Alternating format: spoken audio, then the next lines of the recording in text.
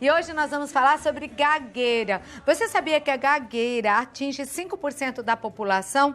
Ou seja, parece pouco, mas no Brasil com tanta gente, né, num país assim, cerca de 10 milhões de brasileiros. Para falar desse assunto, hoje eu estou recebendo a fonoaudióloga Carla Paoliello. Tudo bem, Carla? Tudo bem. Como vai, doutora? Tudo bom? Boa tarde. A gagueira tem mais de uma causa, tem muitas causas. Ela pode acontecer em qualquer idade ou a pessoa já nasce gaga? Na realidade, a gagueira, ela é multidimensional, ou seja, existem várias causas. Existe pessoas que têm um componente genético, hoje em dia já é visto isso na ciência, e mediante as situações em que a pessoa passa na vida. Por exemplo, eu tenho famílias que têm características positivas para a gagueira. Tem pessoas que gaguejam na minha família. Eu tenho uma dificuldade, um distúrbio articulatório, na realidade um distúrbio de linguagem. Eu posso fazer com que a minha gagueira, que a princípio é normal no desenvolvimento durante a infância, prevaleça. Tá. Então, existe um período na infância... Que é normal Que é gaguejar. normal, porque assim, maior parte das crianças gaguejam nesse período, aproximadamente 80%. Porque é um momento em que o nosso pensamento está muito mais rápido do que a nossa fala, né? E pode parecer estranho, mas existe toda uma combinação adequada entre o seu lábio, a sua língua, a sua voz, o tônus, a musculatura, a quantidade de força que você coloca, o tempo que o ar sai, tudo isso para falar. Parece simples, mas Não é. é. Por isso que demoramos tanto para iniciarmos, apesar de primeiro ano de vida, iniciarmos isso. Então pode acontecer. E, por exemplo, se eu tenho uma característica de timidez, se eu tenho uma dificuldade, se eu tenho pais com características de muita exigência, muito rígidos para minha fala, eu posso desenvolver, e é isso que era normal, se tornar alguma coisa crônica. Então, aquela gagueira que é normal em certa ocasião, né, na primeira infância, Isso. Se muito chamada a atenção pelos pais, pode prevalecer, é isso? Pode. A Pais gente tem que tomar- rigorosos no sentido de falar, fala direito, não é assim, não gagueja. Claudete, Pro gago isso é ruim. Isso é o mais difícil. né? É o mais difícil porque, assim, muitas vezes a gente escuta assim, menino, fala direito. Mas a criança fala... Para de gaguejar. Mas é a única maneira que eu sei, né? Então, assim, esse sistema pode realmente potencializar a dificuldade Eu de fala. conheço um caso que a pessoa desenvolveu gagueira por um susto que levou na infância. Isso pode acontecer? Um trauma, um susto, levar a uma gagueira que permanece? Claudete, o trauma, como o próprio nome diz, pode trazer várias coisas, né? Marcar de várias maneiras uma pessoa. Exatamente, mas o que a gente pode perceber é que se eu tenho algum fator fisiológico, ele se potencializa com o fator emocional. De qualquer mas maneira, isso tem pode. que ter aquela dosezinha genética. É multidimensional. Tá. Né? Então, assim, existem nos casos onde a gagueira é crônica e que nós temos vários indivíduos, as pesquisas verificam que há famílias onde há uma mutação genética em 3 genes. Isso acontece. Então, as pesquisas estão acontecendo nessa.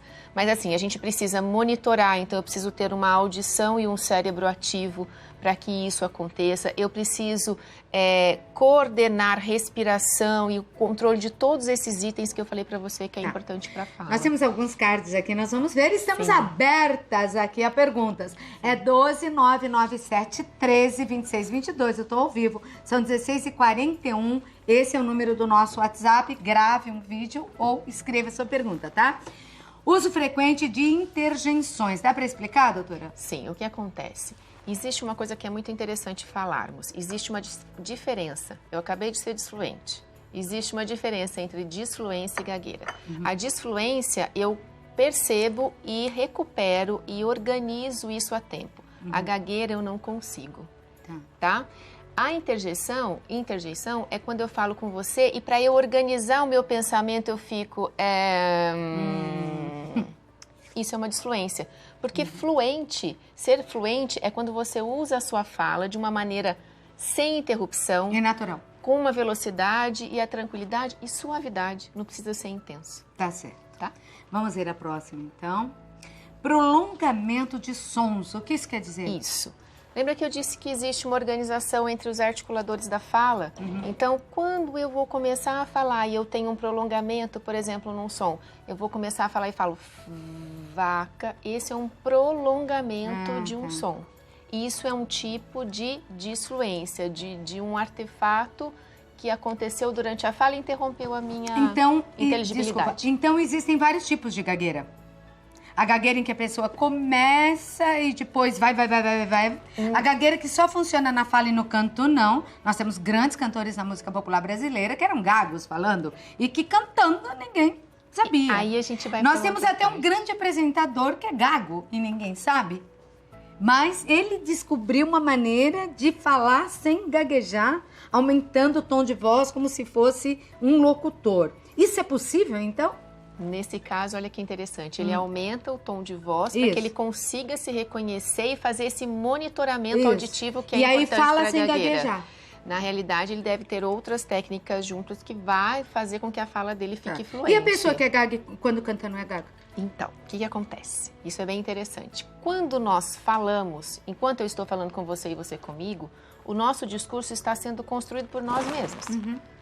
Na fala, no canto, o que acontece? Eu venho um discurso pronto.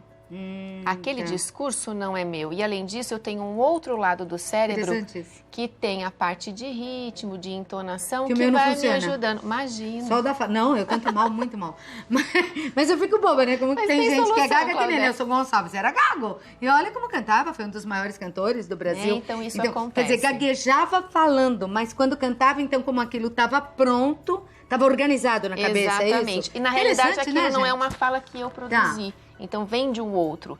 O difícil é você organizar o seu pensamento, o seu sentimento, coordenar a respiração, saber quando você tem que falar de voz, sem perder o ar, para que seja fluente. Mas, por um outro lado, por exemplo, se eu preparo um discurso para uma pessoa que gagueja e falo, ó, não é dele, certo? Pega aqui, lê, vai lá e fala. Se ele tá nervoso, não sai nada, não. Não, exatamente.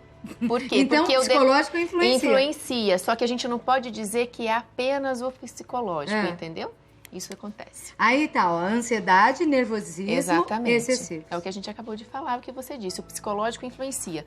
Por que eu tento evitar? Porque muitas vezes as pessoas carregam no psicológico e esquecem de visualizar as outras questões que são importantes. Mas tem um peso. Muito. E, Claudete, foi muito bom colocar isso, porque a gagueira, infelizmente, é tratada como motivo de chacota. Isso é duro. Né? Quando conversei com a produção, assim, a gente precisa ver que o mais importante é que gagueira, como diz, não tem cura, mas tem tratamento. E as como pessoas... se trata a gagueira, doutora? Como se faz? Como através é o de técnicas, através de consciência da sua fala, a maneira como que você fala, como que você está colocando a sua voz. Porque assim, olha, por exemplo, enquanto eu estou falando, existem músculos que são antagonistas trabalhando. O que significa isso? Enquanto um precisa abrir a minha prega vocal, o outro fecha. Se eu tenho uma ansiedade, um nervosismo, ou se eu falo muito rápido, esse controle se perde, eu potencializo e às vezes eu fecho. Então, da mesma forma que tem um prolongamento de som, tem um bloqueio, porque eu vou falar um som e faço... Não consigo sair. Entendi.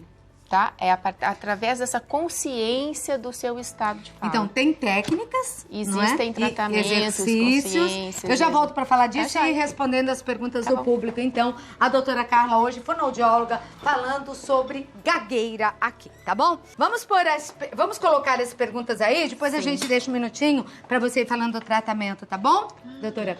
Então tá, aqui o Mara tem um filho com 4 anos e tem hora que ele fica bem gago e não encontra as palavras. Seria por causa da idade ou devo já procurar um especialista? Kilmara, boa tarde. É importantíssimo que você procure um especialista para que ele consiga mostrar para você se o que o seu filho apresenta realmente tem... Porque por mais que a criança possua dificuldades e seja, como eu disse para você, fisiológico, ou seja, faz parte do meu desenvolvimento, tem algumas questões que precisam ser vistas o quanto antes. Gaguejou. A gente espera geralmente uns 6 meses, mas é importantíssimo que um profissional da fonoaudiologia especialista em gagueira consiga fazer isso. E nunca fazer essas afirmações para as crianças, né? É muito difícil isso. Para de gaguejar, isso só vai piorar a situação. Respira. Não é assim. Não fala, né? Fica de boa. Sabe, Claudete, eu vou aproveitar essa deixa para dizer uma coisa. Sabe o que é importante? Isso. Olhar. Esse contato de olho. Hoje as pessoas estão tão vidradas no celular e nos tablets que elas não olham para a criança. E a criança precisa de uma atenção, ela precisa de um momento. Ou como quem disse, você que está olhando o celular, fala. Como que eu tenho escuta? Né? Então é preciso que nós consigamos dar a escuta que essa criança precisa, é o mais importante de tudo. E é tão triste isso que a doutora falou, porque é verdade, né? Cada vez mais você vê até em restaurantes, os pais conversando, ou conversando com alguns outros amigos, ou entre si, ou nem se falando, porque tá cada um no celular, e a criança já com tablet vendo desenhinho. Ainda mais tem idade. Olha só o que aconteceu. Impressionante. Esses dias, quando a gente era mais novo, o que acontecia? Era dar a chupeta para mim, né? Tira a chupeta para falar. E hoje em dia, eu fui chamar uma criança para fazer um exame e ela estava no celular, o avô dela falou assim, dá a chupetinha pro vô. Mas a sensação era a mesma, porque antigamente a criança chorava, você dá a chupeta. Hoje a criança chora, você dá o celular. É verdade. É isso mesmo, é triste. Yolanda. Oi, Yolanda, que linda você é. Boa tarde, Claudete. Amo o seu programa. Obrigada, viu? Olha como ela caprichou, gente. Nós vamos ter que caprichar nesse boa tarde pra ela, hein? Boa tarde, Santa Receita! Adorei, viu? Yolanda, gostaria de saber se gagueira pode afetar o déficit de aprendizado e trocas, né, de fonemas na hora de falar. Ela é do Rio de Janeiro, tá bem, hein, amiga? Beijo. Boa tarde, Yolanda. Sim, isso pode acontecer. As questões de como eu reajo negativamente podem ser tanto psicológicas como orgânicas quanto cognitivas. Então, ele pode atrapalhar o desenvolvimento e ainda mais se eu sou uma criança mais tímida, que tenho dificuldade, não consigo me expressar, isso pode passar sim. É importante fazer uma avaliação. Tá certo. Vamos à próxima. É da Maria. Boa tarde. Tem uma idade certa para a gente fazer o tratamento quando criança, sim? Boa tarde, Maria. Conseguiu, assim, percebeu que existe uma disfluência, uma gagueira, é importante que você procure o profissional o quanto antes para você ficar com seu coração até mais tranquilo, não é verdade? É verdade. Já desencana. E o tratamento, então? Vamos falar do tratamento, como se trata hoje, é tão interessante. Que recado você dá para as mães. É interessante também. Assim, hoje em dia, embora seu programa seja Santa Receita, eu preciso dizer que não existe uma receita para se tratar, né?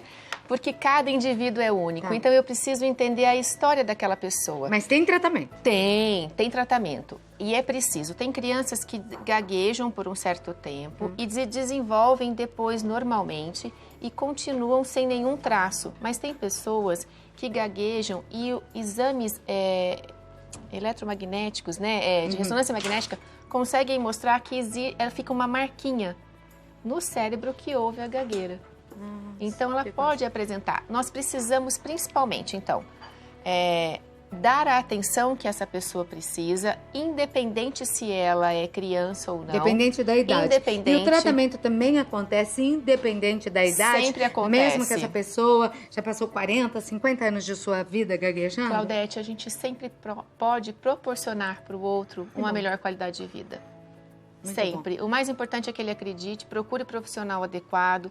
E o que ele chegou no consultório, com certeza ele vai ter algum ganho, qual a gente não sabe. Agradeço muito, eu viu, agradeço Carla? sempre. Muito obrigada por ter vindo. Volte aqui com outros assuntos. A gente tem tanta coisa para falar e tanta preocupação das mães, né, com as suas crianças também.